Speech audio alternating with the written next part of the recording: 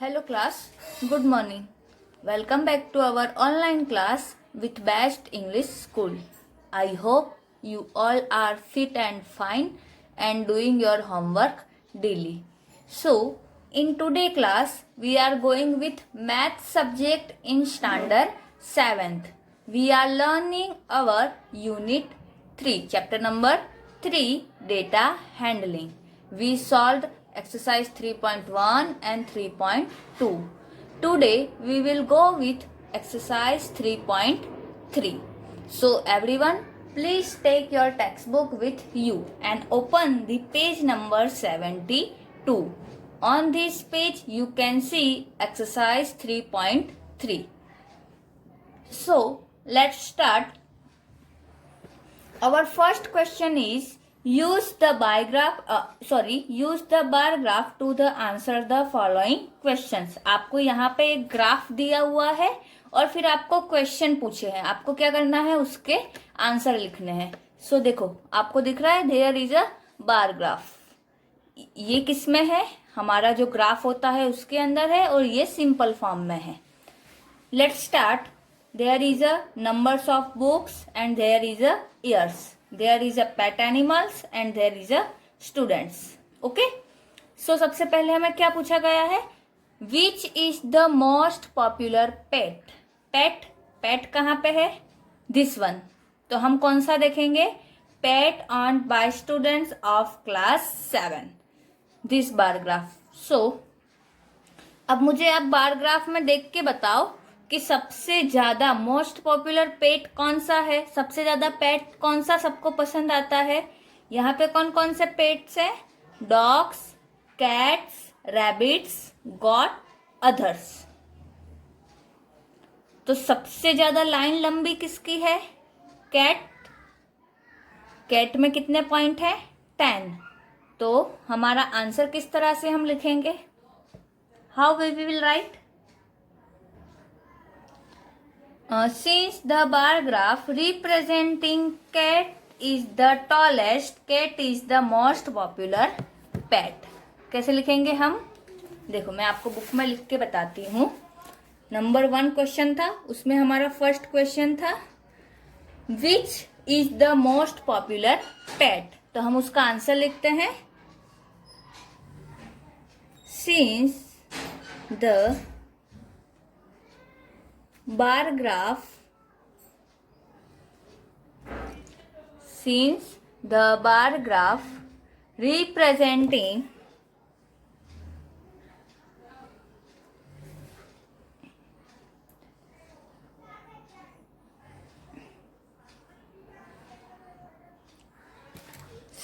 bar graph representing cats is the tallest. सबसे ज्यादा यानी सबसे लंबी लाइन किसकी थी? कैट की थी. तो क्या होगा? Cat is the tallest. Cat is the most popular pet. Cat is the most popular pet. ठीक है. So this is the answer for the number 1. Since the bar graph representing cat is the tallest, cat is the most popular pet. Now number 2 is how many students have dog as a pet. कितने students के पास dog है as अ PAT? तो देखो dog के line में देखो कितना तक है? 8 नंबर तक है. 8 स्टूडेंट के पास डॉग है. तो हम किस तरह से लिखेंगे? Number B, the number of children having, the number of children having dog as a pet, dog as a pet are 8. यानी टोटल कितने स्टूडेंट्स के पास डॉग है एज अ पेट? 8 स्टूडेंट के पास. Okay, so this is the answer for the question number 1. Now come number 2. Read the bar graph which shows the number of books sold by a bookstore during 5 consecutive years and answer the following question. Number 1 is about how many books were sold in 1989, 1999 and 1992. हमें कितने कौन से year पूछे हैं? 1989, after it 1990 and 1992. तो देखो आपको यहाँ पे ये जो ग्राफ दिया हुआ है, यू कैन सी हियर, हमें ये जो बुक का ग्राफ दिया हुआ है, इसमें क्या है? Number of books and there is a years. 1989, 1990, 1991 and 1992. Okay, so let's start. सबसे पहले हमें पूछा गया है कि तीनों में कितने बुक सेल हुए हैं, हमें वो बताना है. तो सबसे पहले हम 1989 का बताएंगे. 1989 कहाँ पे टच हो रहा है? 200 और 100, यानी इसके 100 का थर्ड वाला भाग है. 200 से थोड़ा कम और 100 का थर्ड वाला भाग, तो कितना होगा? 175. कितने बुक्स होंगे? 175. उसके बाद 1990 में कितने हैं? 500 से थोड़ा कम है. देखो आप स्केल लेके भी करोगे ना तो आप देख सकते हो ये 500 से थोड़ा कम है, यानी ये भी क्या? 400 का थर्ड भाग. तो कितना होगा 400 का थर्ड भाग? 4 और 500 के बीच में है ना, तो 500. 5 से थोड़ा कम यानी एक भाग कम है, तो 475. और 1992 देयर इज, देखो 200 से थोड़ा ज्यादा, तो 225. अब हम इसके आंसर लिखते हैं. सो सबसे पहले नंबर 2, उसमें answer number 1. In 1989 175 books were sold. 1989 में कितनी बुक सोल्ड हुई थी? 175. उसके बाद इन 1990 475 books were sold. And last कौन सा था? 1992. तो इन 1992 200 से ज्यादा था. कितना था? 225 books were sold. Okay, so this is the number 1. आप कैसे पता करोगे? देखो आपको देखने से तो ऐसे ही लगेगा कि ये इक्वल है, लेकिन ये थोड़ा अलग आता है. हमने स्केल रख के देखा तो देखो यहाँ पे ये 1989 में 200 से कम है, 1919 में भी 500 से कम है, और 1992 में 200 से ज्यादा है. यू कैन सी, है ना. उसके बाद चलो number 2 is in which year were about 475 books sold, about 225 books sold. ऐसा कौन सा ईयर है कि जिसमें 475 बुक्स सॉल्व हुई है और 225 बुक्स भी सॉल्व हुई है. तो चलो अब हम इसका आंसर लिखते हैं. आपने इसका आंसर पहले भी लिख लिया है.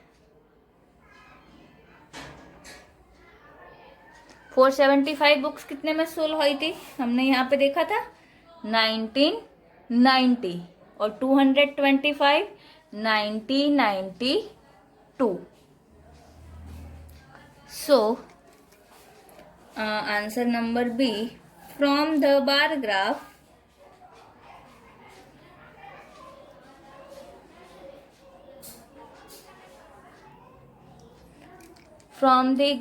it can be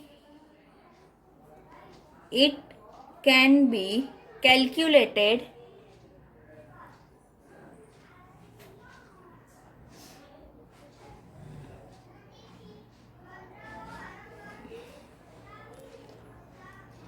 that 475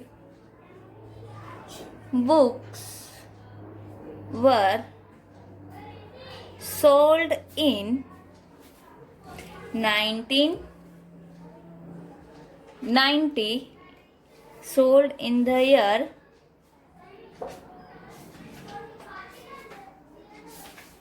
1990, and 225 books were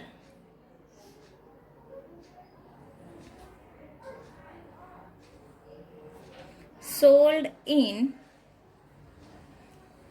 the year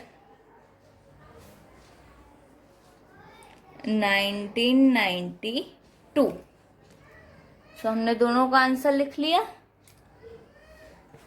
now number 3, in which years were fewer than 250 books sold. ऐसा कौन सा ईयर है जिसमें कितनी बुक्स सॉल्व हुई है? 250 से भी कम बुक्स सॉल्व हुई है. तो हम आंसर लिख सकते हैं. देखो हमने 200 से कम किसमें है? 250 से कम बुक सॉल्व हुई हो ऐसा किसमें है? 1989 एंड 1992. 1989 एंड 1992, ये दोनों में क्या है? 250 से भी कम बुक सेल हुई है. So number 3, third number answer is from the graph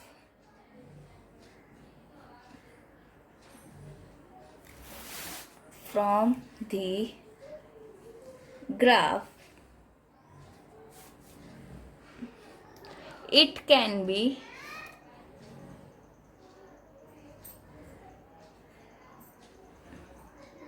calculated that from the graph it can be calculated that in the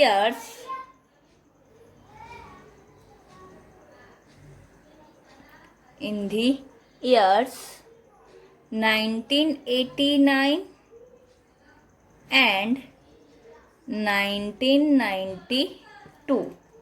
1989 and 1992, the number of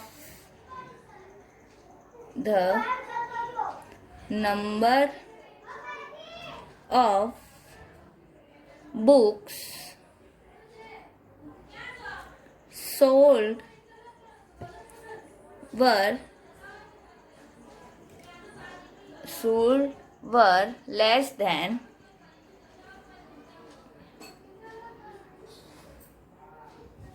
250. Okay, now number 4 is can you explain how you would estimate the number of books sold in 1989? Can you explain how would estimate the number of books sold in 1989? अब देखो सबसे पहले तो आप graph में देखो कि 1989 में आप बुक्स को कैसे बता सकते हो कि इतनी बुक सेल हुई है. किस तरह से आप बता सकते हो? तो देखो हमने 200 से कम है तो ये 100 से तो ज्यादा है, यानी एक 100 एक पूरा भाग तो है. 1 centimetre is equal to 100 books. उसके बाद क्या है? थर्ड फोर्थ भाग है. कौन सा भाग है? Third fourth. तो हम क्या करेंगे? Number 4 is means D. 1 centimetre is equal to 100 books. हमने जो ग्राफ ड्रॉ करके बताया है उसमें क्या है? 1 unit is equal to 100 books means 1 centimetre is equal to 100 books. अब क्या हमें थर्ड फोर्थ भाग भी दिया हुआ है, तो 100 प्लस 3/4 4 मल्टीप्लाई बाय 100। 100 से क्यों मल्टीप्लाई किया? क्योंकि 100 का भाग है इसलिए। उसके बाद क्या बोला गया है, अब हम इसको वो करते हैं, 25 4 जा 100 होता है, 3 मल्टीप्लाई 25, 25 3 जा 75, तो 100 plus 75, 100 plus 75 is equal to 175 is equal to 175। तो हम बोल सकते हैं therefore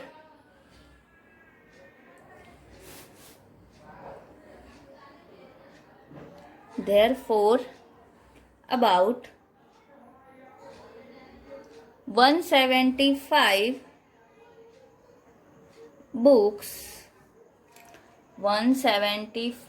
books were sold in the year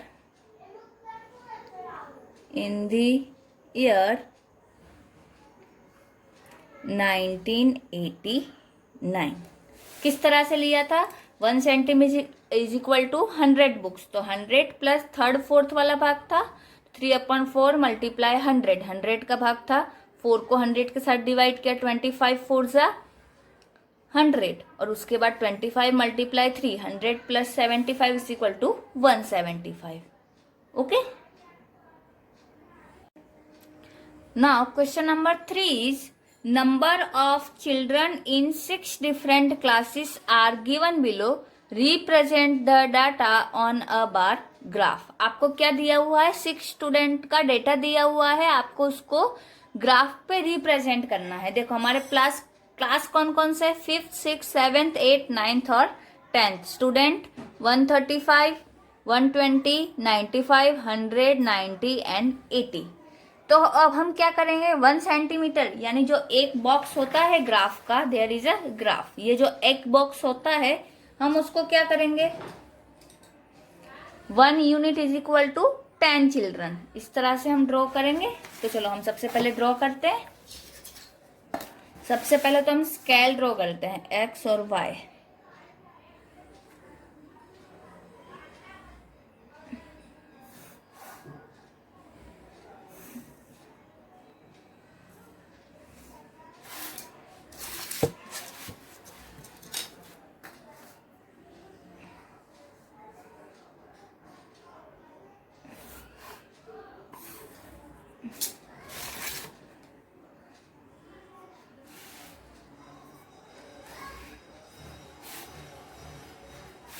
हमने इस तरह से ड्रॉ कर दी लाइन। अब हम क्या करेंगे, ये जो क्रॉस हो रहा है ना,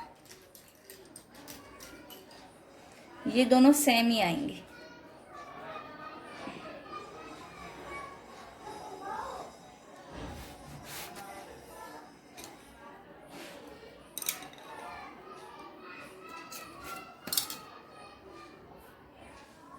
हमने इस तरह से ड्रॉ कर दिया। अब हम क्या करेंगे, एक्स वाला है वहां पे हम क्या लिखेंगे, क्लास, एंड यहाँ पे नंबर ऑफ चिल्ड्रन।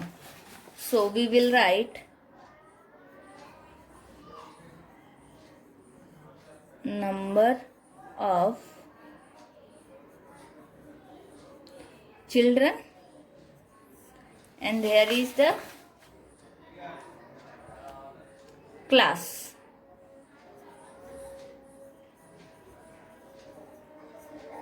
ओके, अब हम क्या करते हैं, पहले तो यहाँ 0 देन 10। हमने एक यूनिट इज इक्वल टू कितने कितने मार्क्स लिए हैं, 10। कितने स्टूडेंट्स लिए हैं, 10। तो 10 20 30 40 50 60 70 80 90 100 110 120 130 140 150 160। देखो हमारे पास लास्ट स्टूडेंट सबसे बड़ा किसके है, 135, तो हम 140 तक भी ले सकते हैं। ठीक है, अब हम यहाँ पे क्लास लिखते हैं, कौन कौन सा है, 5th 6th 7th 8th 9th 10th. So there is a 5th, उसके बाद 6th 7th 8th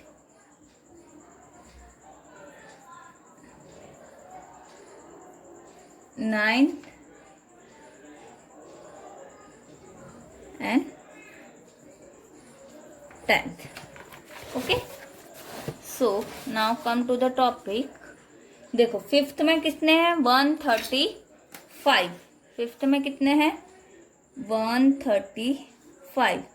यानी हमें 40 से 5 काउंट करना पड़ेगा, तो 1 2 और ये half. So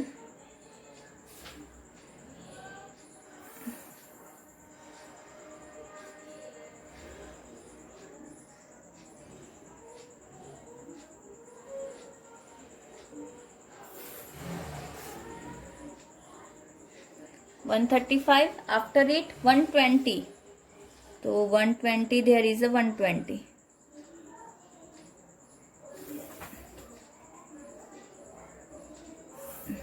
120. After it 95.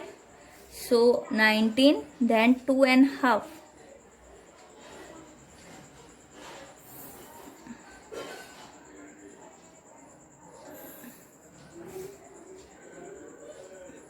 After it 100. So there is a 100.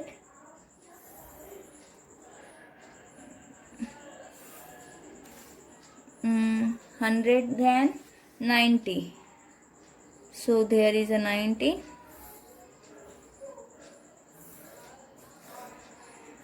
And last one is 80.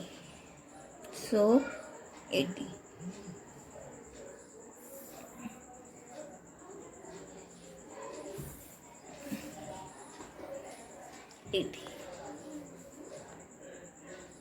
Okay.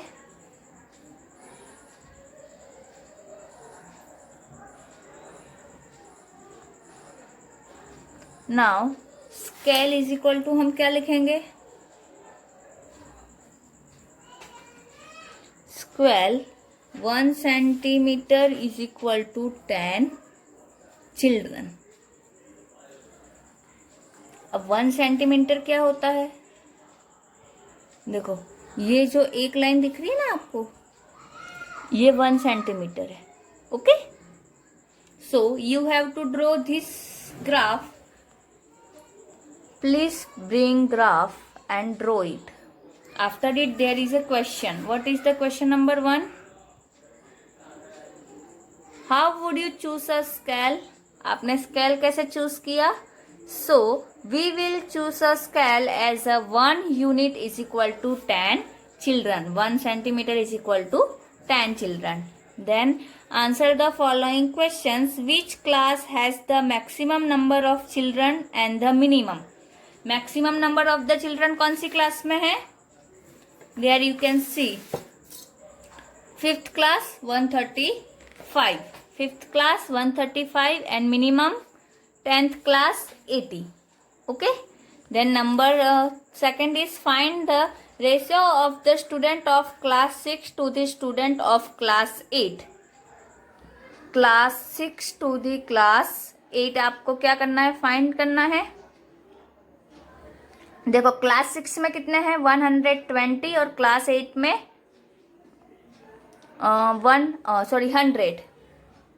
120 and 100 हम दोनों को डिवाइड कर देंगे. हाउ वी विल डू, जैसे कि हम क्या लिखेंगे,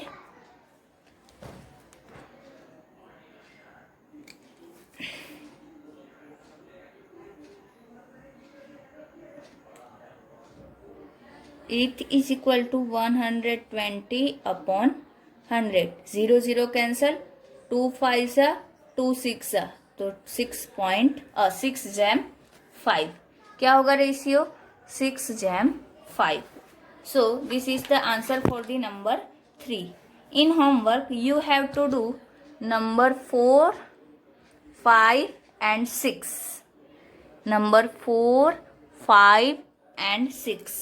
आपने इसमें भी आपको ग्राफ ड्रॉ करना है, 5 में भी आपको ग्राफ ड्रॉ करना है और 6 में भी आपको ग्राफ ड्रॉ करना है. Okay, so do your homework daily.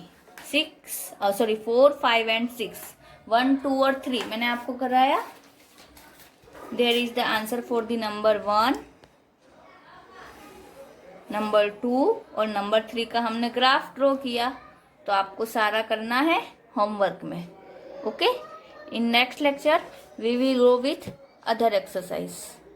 Stay home, stay safe and be happy.